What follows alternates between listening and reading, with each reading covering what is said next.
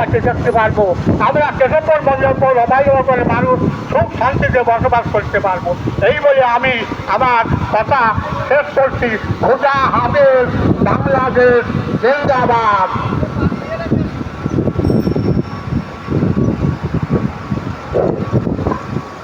এলাকাবাসী, মিডিয়া কর্মী, আমরা যে কথা বলে থাকি যে অবদা হচ্ছে পল্লী সমস্যা।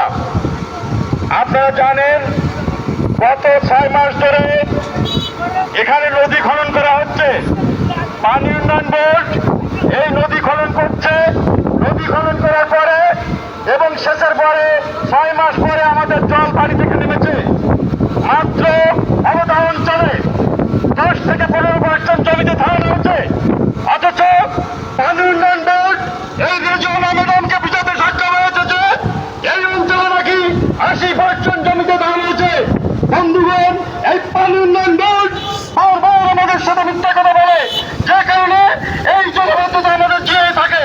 আমাদের অঞ্চলে এবছর মাত্র 10 থেকে 20% জমিতে সমগ্র এলাকায় ধান হয়েছে, তাও অনেক নাবিকে এবং ফসলের কোনো হবে না বলো।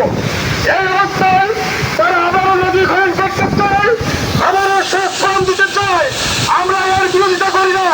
আমরা বলি শেষ পাম্পের অনেক থেকে নদী খনন করার সাথে সাথে যে কোনো একটা বিলকে অবমুক্ত করতে হবে। আমাদের এই মাত্র খবর উপদেষ্টা মন্ডলের প্রথমত এসেছেন।